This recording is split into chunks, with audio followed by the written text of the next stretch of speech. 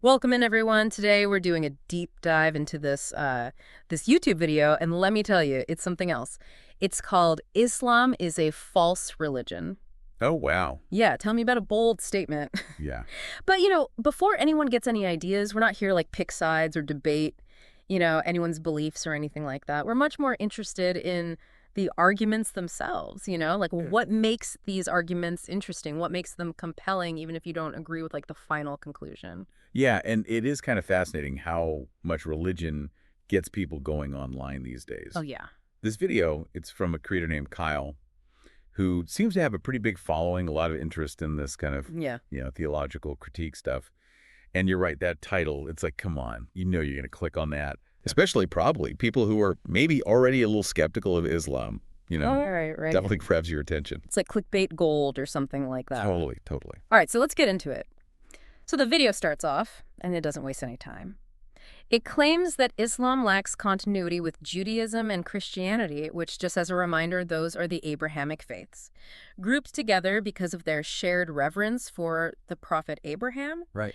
The creator, Kyle, he goes so far as to accuse Islam of distorting history, calling it historical revisionism. And he builds his case mostly by comparing texts. He looks mainly at the Quran, the Bible, and some Jewish writings. And that accusation of historical revisionism, that's a big one when it comes to religion, because a lot of faiths, their whole legitimacy is based on like a direct line to these sacred figures and events from the past. Right. So if you start challenging that narrative, if you start saying, well, that's not actually how it happened, it's like shaking the foundation of their entire belief system. Yeah, you're pulling the rug out from under the whole thing. Exactly. Okay, so then he goes on, and it gets even wilder. Kyle then claims that big figures like Moses, Solomon, Abraham, all central to Judaism and Christianity. He says those guys were actually proto-Muslims. Okay. His reasoning, because he says that's how the Quran presents them, which again obviously goes against how Jews and Christians have traditionally viewed these people for centuries. Yeah. And this is where comparing different faiths gets really important, but it can also get really messy. Yeah. Kyle's basing his whole argument on this idea of tawhid. Tawhid. Okay. It's an Islamic concept. Yeah. It means the absolute oneness of God. Okay. Now, tawhid is a whole thing. We could do a deep dive on just that. But basically, it means God is indivisible, a single unified entity. Okay. And this goes head to head with the Christian idea of the Trinity. Right. The Father, Son, and Holy Spirit. Exactly. Yeah. So Kyle uses this difference to argue that figures like Moses, they just couldn't have been preaching something that would lead to Islam because they had a completely different understanding of God. So he's saying the very essence of God, as these different religions understand it, that alone means there's no way they could have shared a common thread. Exactly. It's a bold argument for sure, and he's basing it all on how he's interpreting these core theological differences. But, you always got to keep in mind, these are massive historical and theological issues we're talking about here. Centuries of debate and different interpretations, Right. It's not simple. Not at all. And this is where it gets really interesting. So Kyle, he points out these similarities, but we're talking like striking similarities between the Quran and the Talmud. Okay. Now, just for anyone who's not familiar with the Talmud, it's basically a collection of rabbinical writings. Essentially, you've got Jewish scholars interpreting and expanding on the Torah. Right. The first 5 books of the Hebrew Bible. Exactly. Okay. So Kyle, he sees this and he's like, hold on a second. If the Quran is the eternal, uncreated word of God, which is what Muslims believe, how on earth can it have like almost identical verses with something that was written later? He even like pulls up some specific examples. There are passages about the value of human life, God's mercy, stuff like that, and it's eerily similar in both texts. It really makes you think, huh? I mean, that kind of claim, it gets to the core of how we understand these religious texts, how these ideas develop over time. If the parallels are that strong, does it mean someone was borrowing? Yeah. Was there influence? And if so, I mean, what does that say about the idea of the Quran being this unique, direct revelation from God? It's a real head scratcher. On the one hand, he's accusing Islam of like breaking from these earlier traditions. Right. And then he highlights these parallels, which suggests some kind of connection. After all, feels a little contradictory. It definitely throws a wrench in these neat little historical narratives we try to create, right? I mean, do these parallels suddenly invalidate a whole faith? Or could it point to a much more complicated story about how these ideas travel, how they evolve across different cultures, across different time periods. It makes you think maybe things aren't as black and white as we like to think. Yeah. It's like you find out your family tree's got all these branches you never knew existed, and suddenly you're related to people and places you never would have imagined. Absolutely. And we're just getting started. It's like we've stumbled onto this whole hidden web of influence.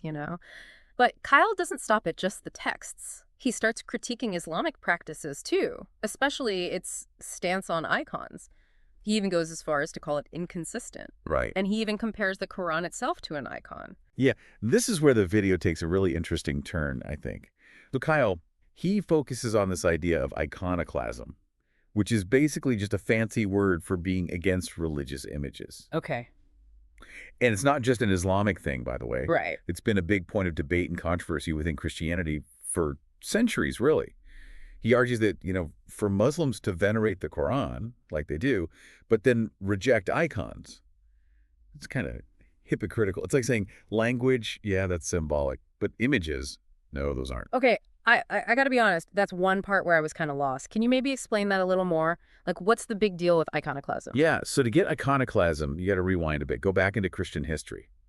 You see, early Christians, they really struggled with this whole idea of the incarnation. Right, that God became human in the form of Jesus. Exactly. And that led to this huge question. If God can take on a physical form, is it okay to actually, depict him visually? So it's about finding that balance between God's transcendence, this idea that God is beyond our understanding, and Right. God's immanence, like God being present in the physical world. Exactly. Yeah. You got it. And this whole debate, it went on for centuries in Christianity. I mean, centuries.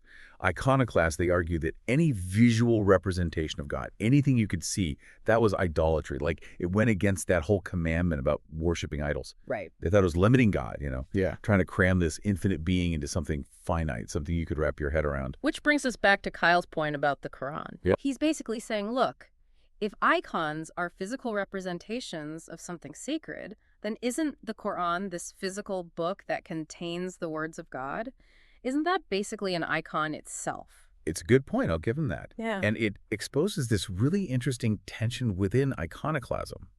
Where do you draw the line? If you're going to say no images, what about other physical objects that are religiously significant? It makes you think about the very nature of how we connect with the divine. For some people, these objects that act as a bridge, it's a way to connect with something that can feel really abstract and distant otherwise. Yeah, like relics. Exactly. The shrines you see in some religions dedicated to saints, or they have these objects they believe belong to important religious figures. It's kind of wild how an object can become so important in a spiritual way. Totally. Mm-hmm. And I think it speaks to that very human need to connect with something bigger than ourselves in a tangible way. Mm. It also shows just how many different beliefs and practices are out there, even within the same religion, let alone across different ones. So after this whole detour into the world of iconoclasm, where does Kyle finally land on Islam? What's his verdict? Well, he kind of circles back to his original argument. He uses these critiques of Islamic practices like iconoclasm to back up his claim that it's a false religion. He sees it as evidence that it's inconsistent, that it doesn't get at the true nature of God, at least according to him. But it's interesting, though, right? He's using this example of an internal debate, something that happened within Christianity, to critique Islam. It's almost like he accidentally shows how fluid religious ideas can be. They're debated, they're reinterpreted, they change over time. It's like Kyle's argument, maybe without meaning to, just shows how complicated and how nuanced religious history really is. Yeah, you're really hitting on something important there. It's not like this straight line, from point A to point B. It's messy. There are contradictions, there are disagreements, interpretations change over time. This video, even though it's making a very specific argument, it also kind of shows how tough it is to just slap a label on a religion, to say it's true or it's false. It's so much more complicated than that. Yeah, it really is. It's like trying to take, an entire encyclopedia and cram it into a fortune cookie. Exactly. You're going to miss a lot of the good stuff. Exactly. A lot of nuance, right? Yeah, yeah. And this video, with these bold claims, these weird parallels, I think it gives us a peek into that complexity, makes you think critically about religious history, how texts influence each other, even just the whole idea of belief itself. It really makes you think. And it brings up some big questions. Like, for me, one thing I keep coming back to is, If religious texts borrow from each other, if they change over time, does that mean they're less meaningful to the people who find truth in them, to the people who get guidance from them? That's the heart of it, isn't it? Does understanding how religious thought has changed somehow take away from the personal experience that people have? I mean, people find comfort in their faith, they find meaning. Does it cheapen that? It's a question worth sitting with for sure. It's like how music from hundreds of years ago can still resonate with us today, you know? Just because we can trace the melody back, we can find the rhythms in some earlier music. It doesn't mean that music is any less powerful when we hear it. It doesn't mean it can't move us. That's such a good way to put it. And it highlights how, even though, yeah, we should examine these claims of plagiarism or historical inconsistencies, but to just throw out a whole faith because of them, that misses the point. I think exploring how ideas evolve, even in this kind of heated debate that we see in this video, that can help us understand how faiths have interacted over time, Hmm. how they've influenced each other throughout history. It's like that saying sunlight is the best disinfectant, right? Sometimes you gotta open the windows, let the light in, even if it's a little uncomfortable. Asking the tough questions can give us a clearer perspective, a more informed perspective. Exactly. It's about approaching these conversations with curiosity, not with judgment. Remembering that truth, that's a journey, not a destination. Well said.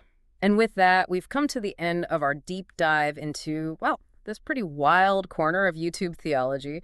We hope exploring these ideas, talking about Islam, iconoclasm, this whole tangled web of religious history, we hope it's given you some things to think about. If you want to check out the video for yourself, we've got the link in the show notes. As always, draw your own conclusions. Thanks for coming along on this journey with us.